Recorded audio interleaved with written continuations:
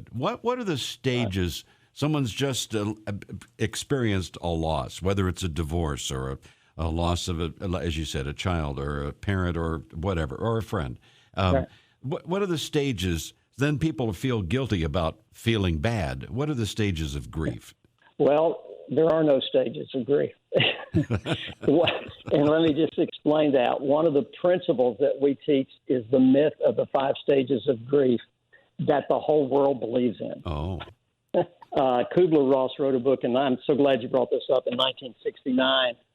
And that is where the 5 stages of grief came from. A great woman who did great research on loss. But when she coined the 5 stages of grief, she was talking about when the doctor tells you you have 6 months to live. Mm. So if you personally are dying, she interviewed hundreds and hundreds of dying people. And what was their typical response? And she came up with typically people who know they're going to die and they're facing death, and the doctor has said, you have so many months to live. What did they typically go through? And they typically denied it at first, and they got second and third opinions. Then they became angry. Why me? And then they started to bargain. God, if you will heal me, I'll be a missionary in Africa, for example. Mm-hmm. I'll give my life to you. And then they could get very depressed and sad, and then they finally accept it. So those 5 stages were common responses that people give when people find out they're going to die. And over time, the world ignored her research and didn't read the book and started to accept the fact that when I lose my mom or I lose my child or I lose a friend or whatever, our divorce we have many divorced people who come to our retreats. Grievers think they have to go through those 5 stages. But we teach, along with a lot of other people now in the grief world, they're starting to see Elizabeth Kubler-Ross wasn't talking about me losing somebody, right? Mm-hmm.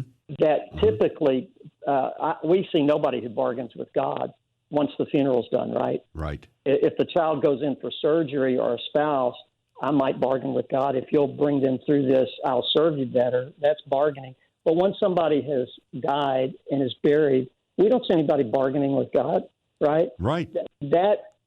So the 5 stages of grief hurts people if they buy into it, because we've had people say, I've been waiting to get angry to proceed with my grief recovery, and I haven't been angry. So we say, you don't have to get angry. Your loss is your loss. Your recovery is your recovery. You own your recovery. If you never get angry, that's okay. When we lost our grandson, I was pissed at, can I say pissed on the radio? Absolutely. Okay. I was pissed at God. I was just pissed. And I had to preach about a loving God. And I believe my God is a loving God. And I don't think he caused the death of my grandson. But I was angry because he didn't save him. And so I did get angry, but everybody doesn't get angry. Yeah. Right? Yeah, right. Absolutely. We deal with it in different ways, in our own ways. Different ways. David we Matthews. Had one guy. Yeah, go ahead. Well, I was just going to reintroduce you. David Matthews from Spark of Life and dealing with grief, and that's what we're talking about. So, okay, go ahead. Another guy? Okay. Yeah, we had a guy lost his wife of 40 years, and he's 60 years old, and he comes to one of our grief classes, workshops that we teach. He talks to me afterward, after we debunk the 5 stages of grief. Everybody then go through those stages, and Kubler-Ross wasn't talking about when you lose somebody. Mm-hmm. And so when I went over that in the grief workshop, and you should hear the response of people when they hear that.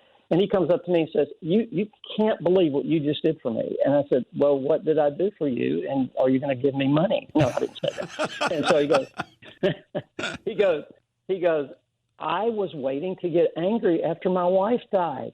I have taught people the 5 stages of grief. I had never read the book, right? And he said, I've been waiting to get angry, and I thought maybe I didn't love my wife enough. Why am I not angry? I wasn't angry at the situation. I wasn't angry at God. And I thought, what is wrong with me? And I said, his name was Terry. And I said, Terry, there's nothing wrong with you. You're in grief. You don't ever have to get angry. If you do, fine. If you don't, fine. Don't let anybody tell you what you have to feel. See, and when I tell people what they have to feel, that's when I'm crossing the boundaries right? Right. If I tell Andy Rent, you have to get angry when you lose somebody. Sure. Who am I to tell you how to feel? So we go over that in our grief retreats, our grief workshops, all the videos online. And it's a powerful point. So thank you for bringing it up. It's got a hugely powerful point. So what happens at the end then? Someone has grieved and gone through their own process. They're feeling better. They're feeling happier. Are they feeling guilty at the same time that I'm not supposed to feel happy? I'd better not? Absolutely. And this is one of the components of the grief toolkit we share with people, is that these mixed emotions are very common. And why would somebody feel guilty? You know, this is our mission at Spark. Our mission is to give hope to those who are devastated by loss, any kind of loss, that though life will never be the same again after loss, life can still be rich, fulfilling, and meaningful. And our tagline is living forward as opposed to existing forward. There's a huge difference in those two.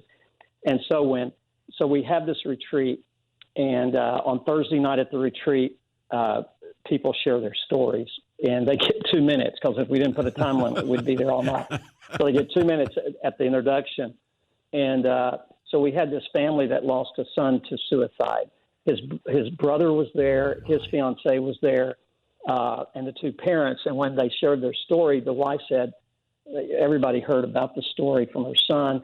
And she said, well, when my son took his life, I checked out of life, you know, and I can't keep living like this. I've got another son. I've got other people in our lives. I've got a marriage. I've got to find ways to recover in a healthy way. And I have felt guilty, like I don't deserve to go out and have a good time. I don't deserve to make love to my husband. I don't deserve to smile, go to a ball game, go dancing, have fun. Part of that is very normal in the initial phases, or days, months following a devastating loss. I don't feel like partying. Of course I don't. Sure. So no time frame for that.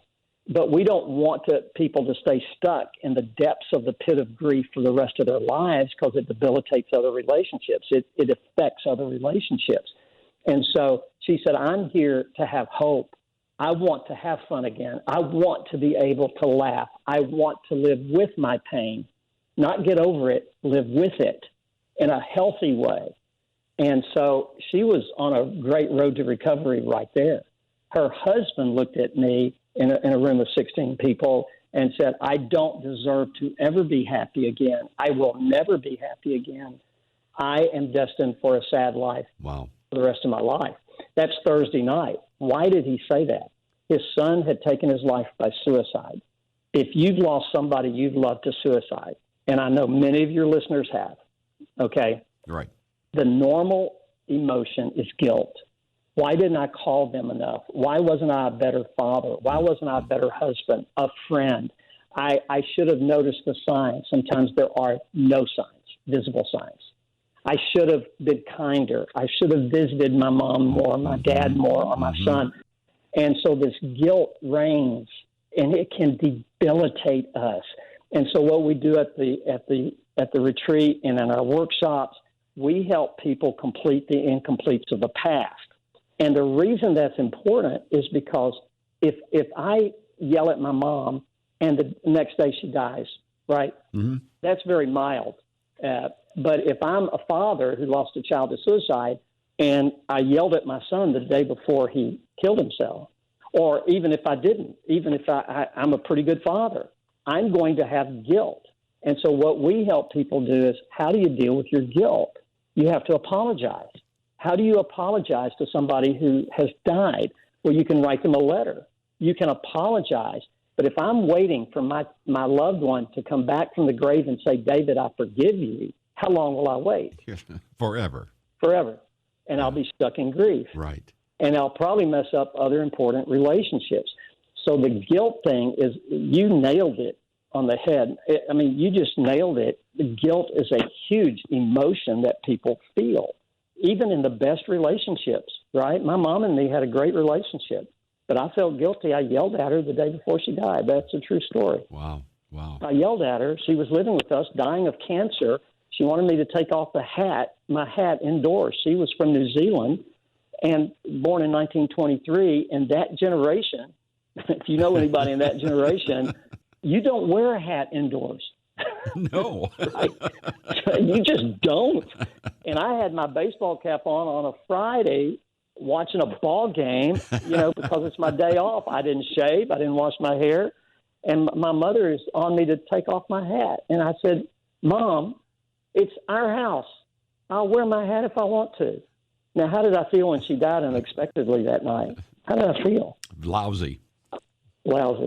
I'm an idiot. I'm a bad son. Yeah. How did my last word? So that type of thing is very real. So we help people do all they can do. If I have regrets, regrets is another big incomplete people have. My regrets is what I did that hurt the relationship. Resentments are the unspoken thing when a loved one dies. So a kid gets killed in a car wreck because he didn't wear a seatbelt and he was drinking too much. So the parents don't admit that they're pissed at their kid. Yeah. Because you shouldn't be angry at somebody who's died. If I'm a good mother or a good father. And so if I don't admit my resentments, those resentments build up in time. And then I'll yell at my wife, and my wife says, "What's wrong with you?" And it might be because I have these resentments from my past of people that have hurt me, that have died. And I haven't admitted them because good people don't go to a funeral and blast the person who died, right? You just don't do that. Right. And I'm not for that, by the way, at the funeral. No. But don't walk up to the casket and start yelling at it or something. Yeah. But if you're alone, maybe you do, or you go to the grave and you tell them. If I have time to tell one great story, sure. We had a couple who lost a teenager, 19-year-old girl to suicide 6 weeks before they came to Alaska, where we were doing this retreat by the Kenai River, by the way. And so we were going over this. She said, "I'll tell you one thing. I'm so angry at my daughter for killing herself that if I died and went to heaven now and she met me at the pearly gates, as it were, and she tried to hug me, I'd say, 'Hold on, sister. I'm mad at you. Why did you do this?' I would not hug her until I had my say." Well, when she said that, her husband looked at her like, "Oh, my goodness, God's going to strike you dead," right? Mm-hmm. No. We said, that's healthy. See, that's being honest with my resentments. Yes. She was in a safe place. She could express it. And look, if she had died, the mother, and gone to heaven, and her daughter came out to greet her, the mother's going to hug her. Right? You know that. But she felt resentment, and she spoke it. And when you speak those resentments and those regrets, it lessens the power of them over your life. It has to be an immense release and relief when you finally can verbalize that and let it out. Absolutely. Talking to Dave Matthews, Spark of Life, and I wish we had more time, talking about grief and dealing with it. So let's help our listeners find you, and maybe those that are dealing with grief can go through the process. How do they connect with you, Dave? Sparkoflife.org. It's sparkoflife.org. We have a virtual retreat coming up in a few weeks. And our Zoom virtual retreats are exactly like our in-person retreats. And because of COVID, we've had to cancel a whole lot of retreats last year. Sure. So we went to online retreats using Zoom. And let me tell you, we've had 2 of those retreats, and everybody that's come is absolutely amazed by the power of the online retreats. We've had 2 people who went to the in-person. They came back later with other losses to the online, and they both have said this is just as powerful as the in-person, which surprised us. Yeah. But it really is. So you can come to an online virtual retreat, or you can come to an in-person retreat. Our only one we have scheduled this year that's left is in September, and we still have room for it. We also have an online grief course that you can take one-on-one, in other words, just you at your pace, and then we have online grief coaching. But sparkoflife.org, I have YouTube videos, and you can go to sparkoflife.org. There's many videos and podcasts that are there, and then, of course, you can click on our YouTube button on our website and go to all our videos that we have there that are free. Okay, excellent. Sparkoflife.org, and I love, as David says, live forward. Let's all live Yes. forward.